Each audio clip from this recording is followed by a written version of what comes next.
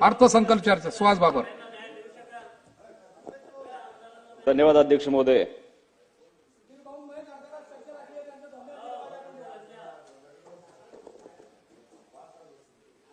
महायुतीच्या सरकारचा या पंचवार्षिक योजनेतला पहिला अर्थसंकल्प काल सादर केला गेला आहे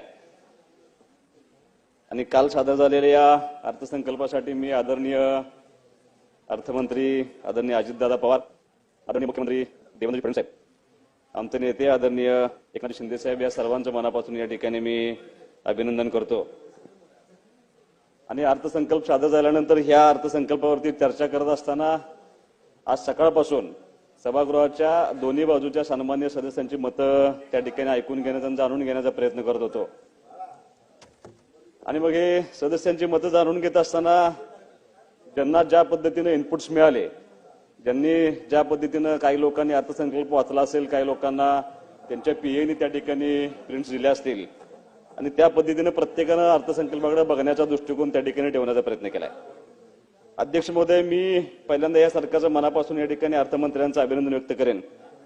आणि हे व्यक्त करत असताना ज्या सकारात्मक गोष्टी मला या अर्थसंकल्पामध्ये दिसल्या, जाणवल्या आणि या अर्थसंकल्पाचा माझ्या मतदारसंघावरती होणारा परिणाम काय असेल याचं छोटंसं या ठिकाणी मी माझं मत व्यक्त करतोय.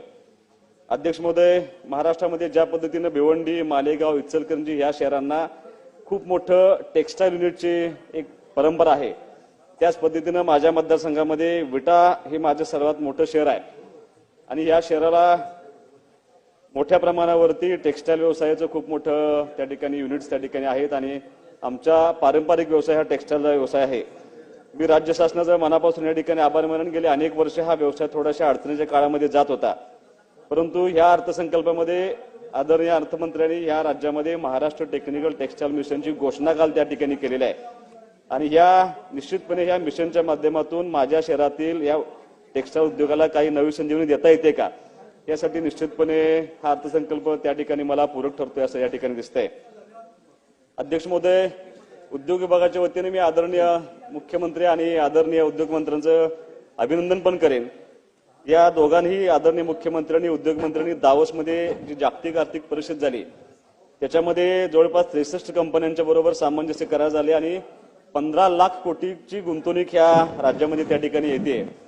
मी आपल्या माध्यमातून आदरणीय उद्योग मंत्र्यांना एवढीच या ठिकाणी विनंती करणार आहे की अत्यंत दुष्काळ असलेला माझा मतदारसंघ आता उपसा सिंचन योजनांच्या पाण्यामुळे सुजलाम सुफलाम होतोय आणि दळणवळणाची साधनं प्रचंड मोठ्या प्रमाणावरती होत आहेत. गेल्या 2.5 वर्षाच्या 3 वर्षाच्या काळामध्ये अनेक नवे नॅशनल हायवे माझ्या मतदारसंघामध्ये उभा राहत आहेत. त्यामुळं ही जी गुंतवणूक होणार आहे ह्या गुंतवणुकीतले काही मोठे युनिट किंवा मोठे प्रकल्प हे माझ्या मतदारसंघामध्ये यावे, जेणेकरून त्या भागातल्या तरुणांना त्यांच्या हाताला काम मिळेल, यासाठी मी तुमच्या माध्यमातून या ठिकाणी विनंती करतोय. अध्यक्ष महोदय, परवा दिवशी राज्यपालांच्या अभिभाषणावरती मत व्यक्त करत असताना मी शक्तीपीठाच्या महामार्गाबाबतीत काही उल्लेख केला होता. हा शक्तीपीठ महामार्ग माझ्या मतदारसंघातून जात आहे आणि तो जात असताना एक नवीन अलाइनमेंट होण्यासंदर्भामध्ये मी तुमच्या माध्यमातून राज्य शासनाला विनंती केली होती. त्या माध्यमातून तो शक्तीपीठ महामार्गाबरोबर भक्तीपीठ महामार्गाची सुद्धा मांडणी तुमच्या माध्यमातून व्हावी अशी मी सरकारला या ठिकाणी विनंती करतोय. पायाभूत विकासासाठी मुख्यमंत्री ग्रामसडक योजना, प्रधानमंत्री ग्रामसडक योजना यासाठी सुद्धा भरीव तरतूद व्हावी, जेणेकरून मतदारसंघातल्या ग्रामीण भागाला खूप मोठ्या प्रमाणात दळणवळणाचा त्या ठिकाणी उपयोग होणार आहे. अध्यक्ष महोदय, एक अपेक्षा अशी आहे की ज्या पद्धतीने नवी मुंबई ते आंतरराष्ट्रीय विमानतळ लवकर कार्यान्वित होणार आहे त्या पद्धतीनं माझ्या सांगली जिल्ह्यामध्ये त्या ठिकाणी एक नवीन विमानतळ व्हावं यासाठी अनेक लोकांचा पाठपुरावा चालू आहे, अनेक लोकांच्या ठिकाणी आंदोलन झाले. त्याचा सारासार विचार करून माझ्या सांगली शहरामध्ये एक विमानतळ व्हावं यासाठी आपण इथून पुढच्या काळामध्ये प्रयत्न करावा अशी अपेक्षा या ठिकाणी व्यक्त करतोय.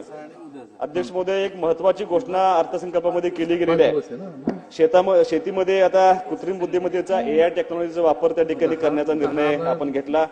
अत्यंत दुष्काळ असलेला माझा मतदारसंघ आज टेंबू उपसा सिंचन योजनेमुळे सुजलाम सुफलाम होत असताना माझ्या भागातला शेतकरी अत्यंत प्रामाणिकपणे आणि ताकदीने त्या ठिकाणी नवीन नवीन प्रयोग करून, म्हणजे ज्या भागामध्ये फक्त खरीप आणि रब्बीवरती आम्ही अवलंबून असायचो तिथे आता आमच्या भागामध्ये खूप मोठ्या प्रमाणावरती द्राक्षे, ड्रॅगन फ्रूट, ऍपल बोर किंबहुना आज मसाल्याचे सुद्धा काही प्रयोग शेतकरी त्या ठिकाणी मसाल्याचं उत्पादन घेण्याचा प्रयोग आमच्या भागामध्ये करतायत.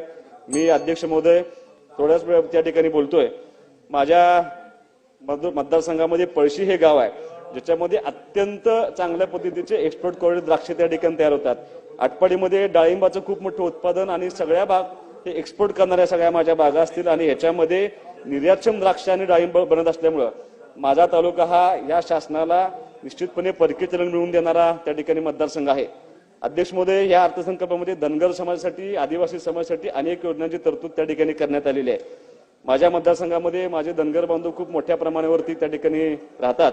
माझी तुमच्या माध्यमातून सरकारला एवढीच विनंती आहे की ह्या धनगर समाजाचे एक पारंपरिक कला नृत्य आहे, गजी नृत्य त्या ठिकाणी अध्यक्ष महोदय आमचा धनगर समाज त्या ठिकाणी खेळला जातो आणि या खेळाला शासनाच्या माध्यमातून साहसी खेळाचा त्या ठिकाणी निर्णय करावा, त्याला दर्जा द्यावा आणि हे जे लोक आमचे गजी नृत्य खेळतात त्या लोकांना कलाकार मानधनाच्या योजनेमध्ये परिक्षेत्रामध्ये समाविष्ट करून त्या खेळणाऱ्या लोकांना त्या ठिकाणी ह्या योजनेचा आणि त्यांना याच्या योजनेचा लाभ देऊन पेन्शन देण्यासंदर्भामध्ये निर्णय करावा अशी मी या ठिकाणी तुम्हाला विनंती करणार आहे.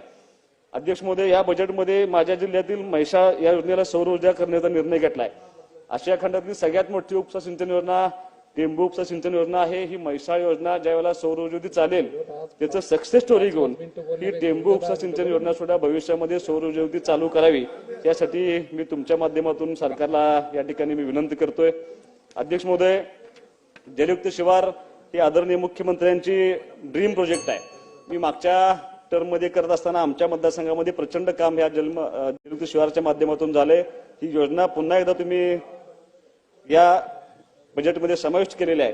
या जलयुक्त शिवारच्या माध्यमातून माझ्या मतदारसंघातली अग्रणी नदी ही बारमाही करण्याचं खूप मोठं काम या माध्यमातून झाल्याबद्दल मी आदरणीय मुख्यमंत्र्यांच्या ठिकाणी अभिनंदन करतो. गाळमुक्त धरण शिवारयुक्त गाळ या माध्यमातून माझ्या मतदारसंघाच्या जवळ असलेलं जे राजेवाडी तलाव आहे त्या तलावामध्ये त्या तलावाचा गाळ काढून आणि तो गाळ शेतकऱ्यांना देण्यासाठी खूप मोठ्या प्रमाणात प्रयत्न व्हावा अशी अपेक्षा या ठिकाणी मी तुम्हाला व्यक्त करतोय. घरकुलांच्या संदर्भामध्ये अध्यक्ष महोदय, केंद्र शासनाबरोबर तुम्ही 50,000 रुपये राज्य शासनाचा निर्णय घेतला, त्याबद्दल मी आदरणीय सगळ्या मंत्रिमंडळाचं या ठिकाणी मनापासून अभिनंदन करेन. शेवटचा मुद्दा अध्यक्ष महोदय मी या ठिकाणी मांडतोय. एक उमेद मॉल ही अत्यंत चांगली संकल्पना बचत गटाच्या माध्यमातून महिलांना सशक्तीकरण करण्यासाठी आपण या ठिकाणी घेतले. प्रत्येक जिल्ह्याच्या ठिकाणी हा उमेद मॉल असावा अशी अपेक्षा तुम्ही व्यक्त केली, पण माझी तुम्हाला तुमच्या माध्यमातून सरकारला एवढीच विनंती आहे की ह्या जिल्ह्यापुरतं न मर्यादित राहता प्रत्येक तालुक्यामध्ये हा उमेद मॉल बचत गटांसाठी असावा अशी अपेक्षा मी तुमच्या पुढे समोर ठेवतोय आणि तुमच्या माध्यमातून हे पूर्ण करावं अशी अपेक्षा व्यक्त करतोय. अध्यक्ष महोदय, बोलण्यासारखे बरेच मुद्दे आहेत, पण वेळेचं बाण ठेवून मी तुमची या ठिकाणी मला बोलण्याची संधी दिली आणि ह्या मांडलेल्या अर्थसंकल्पाला मी या ठिकाणी मनापासून संबोधन करतो आणि सगळ्या सरकारच्या ठिकाणी अभिनंदन करून थांबतो. जय हिंद.